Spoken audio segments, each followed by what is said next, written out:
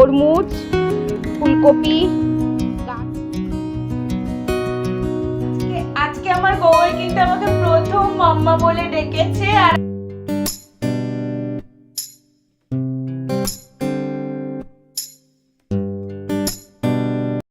Hey everyone, welcome back to my channel. আমি খুশি আর তোমরা দেখছো খুশিস লাইফস্টাইল। তো তোমরা সবাই কেমন আছো? আশা করছি সবাই ভীষণ ভালো আছো, আমিও কিন্তু ভালো আছি। তাই তাই তাই মামা বাড়ি যাই। শুধু ক্যামেরা দেখতে ভালোবাসে, দেখো শুধু ক্যামেরা। তাই তাই তাই মামা বাড়ি যাই, মামা দিও দুধ ভাত, চুড়াই বসে খাই।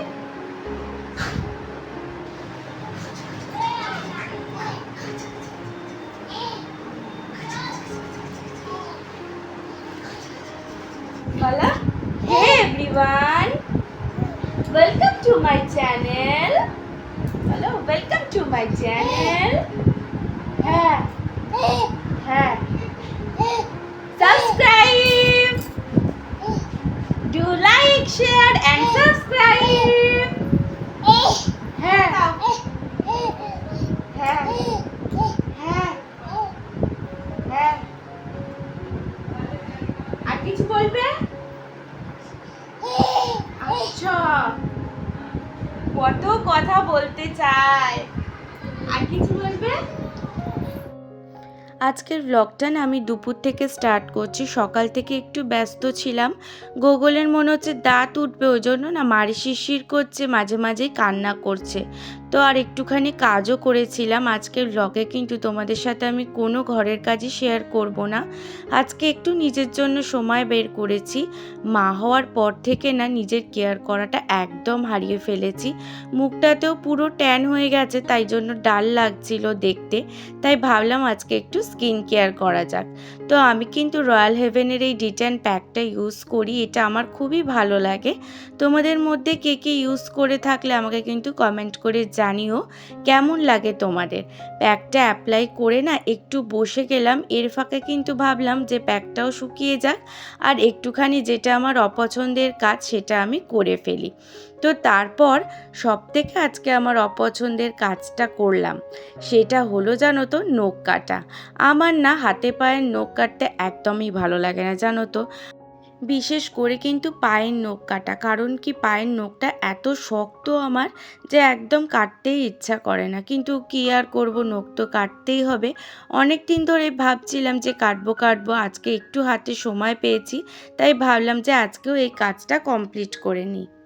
আর সত্যি বলো তো, এখন না মনে হয় নিজের জন্য 10টা মিনিট সময় বার করা মানেই অনেক বড় ব্যাপার। কারণ একদম সময় পাই না, একটার পর একটা করতে থাকি। আর আমার গোগল আর গুবলু না এখন ভীষণ দুষ্টু হয়ে গেছে।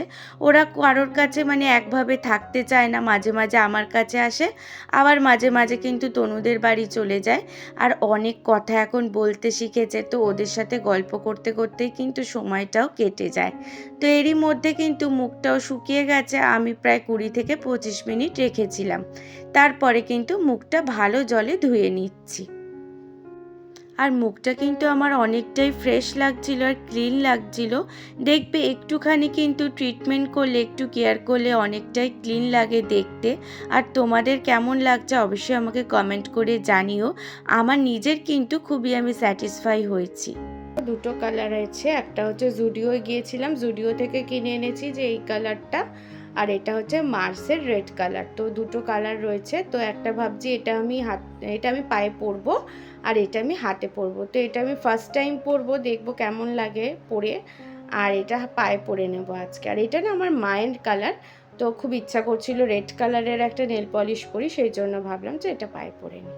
তো চলো পরে দেখি কেমন লাগছে আমাকে। তারপর ভাবলাম যে আজকে নেল পলিশটাও পরে নিই। অনেক দিন ধরে নখগুলো কিন্তু একদম সাদা হয়েছিল।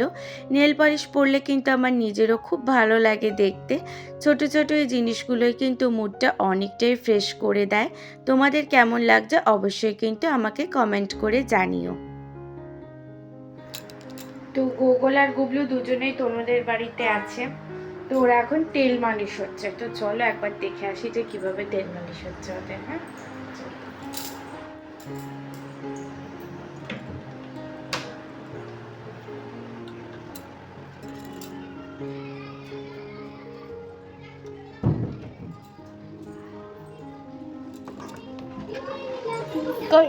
আজকে আন্টি বলল যে দাও আমি তেলটা মালিশ করে দিই, আর কি সুন্দর করে তেল মালিশ করে দিল। গোগল আর গুবলুও খুব এনজয় করছিল। এখন প্রথমে কিন্তু গোগলকে মালিশ করছে, গুবলু বসে রয়েছে ওয়েট করছে কখন গোগলের হবে, তারপরে গুবলুর মালিশ হবে। আর ওদের এই কিউট কিউট এক্সপ্রেশনগুলো কিন্তু দেখতে ভীষণই ভালো লাগে।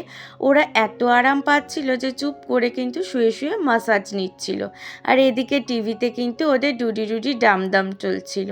তো এই গানগুলো ওরা ভীষণ ভালোবাসে, আর আন্টিদের ঘরেও কিন্তু এখন এই সমস্ত গানই চলতে থাকে।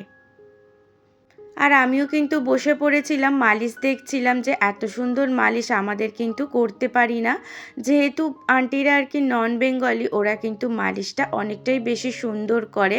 তারপর সৌমন অফিস থেকে চলে এসেছিল, আমাকে ডাকলো, তাই জন্য আমি গেলাম ঘরে।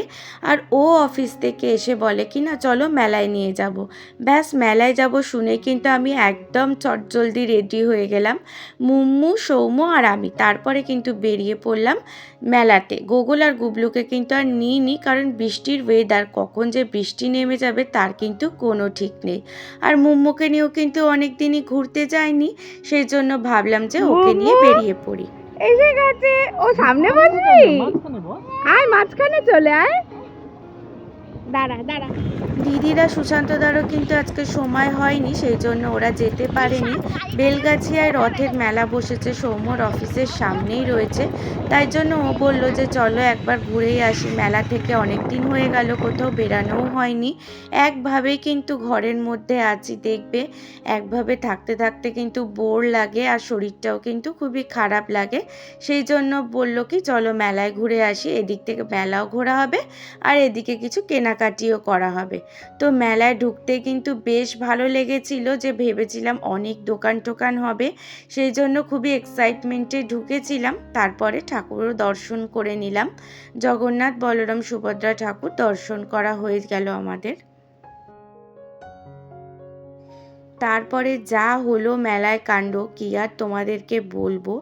মেলার মধ্যে গিয়ে দেখি যে এত কাদা এত কাদা, কোথায় পা রাখবো কিছু বুঝতেই পারছি না, তেমন ভিড় হয়েছে। 2 থেকে 3-4টে দোকান হবে এরকম বসেছে, খুব একটা দোকানও কিন্তু বসেনি। আর একটা বাচ্চা না আমার সামনেই পড়ে গেল কাদার মধ্যে, খুবই খারাপ লাগলো দেখতে। আর মেলা বলে যেভাবে ভেবেছিলাম সেভাবে কিছুই পেলাম না, মাত্র 2-3টে দোকান বসেছে, বেশিরভাগ স্টল কিন্তু এখনোই দেয়নি। তাই ভাবলাম ফোনটা ব্যাগেই রেখে দিই, নাহলে ফোন পড়ে গেলে আর ভিডিওও করা হবে না। সত্যি বলছে অনেক এক্সাইটমেন্ট নিয়ে গেছিলাম, কিন্তু মেলাটা আমার এক্সপেকটেশনের মতন হলো না। যাই হোক, মুম্মু কিন্তু এই আংটিটা কিনেছে এসওয়ালা। কালকে দেখা হবে আবার, হ্যাঁ কালকে যাস দিদি, ঠিক আছে। গবলু আমার বাবা, আমার বাবা, আমার গোগল, আমার গোগলা, আমার গোগলা। খাজা কিনেছি এই যে, আর গজা, খাজা আর গজা, এই যে গজা, খাজা আর গজা, এই যে আমার খাজা আর এই যে গজা। এই যে কানের কিনেছি, এই যে কানের, 2টো কানের কিনেছি, আর এই 2টো ক্লিপ, পাউডার মাখার, হেয়ার বাড, মুম্মুর স্লাইম, আর এই যে মুম্মুর নোট কিনেছে,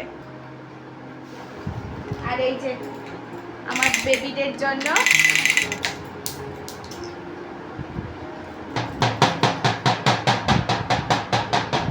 আর দেখো মুম্মুর সব জিনিস কিনেছে, তরমুজ, ফুলকপি, গাজর, পেঁপে, আম, পেঁয়াজ। পেঁয়াজটা পুরো মনে হচ্ছে সত্যিকারের, একদম মনে হচ্ছে সত্যিকারের পেঁয়াজটা। এই যে গোগল নিতে আসছে দেখো, আলু, বেগুন, পটল, আর এই দেখো ভেন্ডি। ভেন্ডিটা গেছে ভেঙে, মুমু দেখলেই রাগ করবে, ভেন্ডিটা ভেঙে গেছে। আর আমার এই গোগল এসে ঝাঁপিয়ে পড়ে, গুবলু বসে আছে, ঢোল নিয়ে খেলছে। আর এই যে আমার গোগল, গোগো এ গোগো টাকা, যে আংটি একটা তো দেখলেই হাতে পরে নিয়েছে, দেখালাম। আর এই একটা আংটি কিনেছে, একদম ছোট্ট। গোগল আর গুবলু কিন্তু ওদের ড্যাডাকে দেখলে ভীষণই খুশি হয়ে যায়, আর একজনকে কোলে নিলে আরেকজন কান্না শুরু করে দিচ্ছে। তাই কিন্তু ওর ড্যাডা দুজনকে একসাথে নিয়ে নাচ করছে। এদের এই ভালোবাসার দুষ্টুমিগুলো কিন্তু আমাদের প্রতিটা দিনই স্পেশাল করে দেয়। হে বন্ধুরা, এই ছিল আমার আজকে ছোট্ট ব্লগ। তো কেমন লাগছে অবশ্যই জানিও ব্লগটা। যদি ভালো লাগে তাহলে কিন্তু অবশ্যই একটা লাইক করে দিও, আর কমেন্ট করে জানিও যে কেমন লাগলো আজকের ভিডিওটা। আর অবশ্যই জানাবে যে কিরকম ভিডিও দেখতে তোমরা ইচ্ছা মানে ভালোবাসো। চ্যানেলটা সাবস্ক্রাইব করে না থাকো তাহলে কিন্তু অবশ্যই চ্যানেলটা সাবস্ক্রাইব করে আর বেল আইকনটা প্রেস করে দিও, তাহলে ভিডিও দিলেই সবার আগে নোটিফিকেশন তোমাদের কাছে চলে যাবে। আর আজকের ভিডিওটা এখানেই শেষ করলাম। তো গোগল গুড নাইট বলে দাও সবাইকে। এই যে মিমিদের গুড নাইট বলে দাও, মিমিদেরকে গুড নাইট বলে দাও বেটা। গুড নাইট, গুড নাইট বলে দাও, গুড নাইট। জোরে জোরে জোরে বলো, হ্যাঁ আর একটু জোরে। আজকে আমার গোগল কিন্তু আমাকে প্রথম মাম্মা বলে ডেকেছে, আর আমি কিন্তু ভীষণ খুশি হয়েছি। হ্যাঁ, ও কিন্তু প্রথমবার আমাকে মাম্মা বলে ডেকেছে। তো আমার আজকে ভীষণ আনন্দ লাগছে যে গোগল আমাকে মাম্মা বলেছে।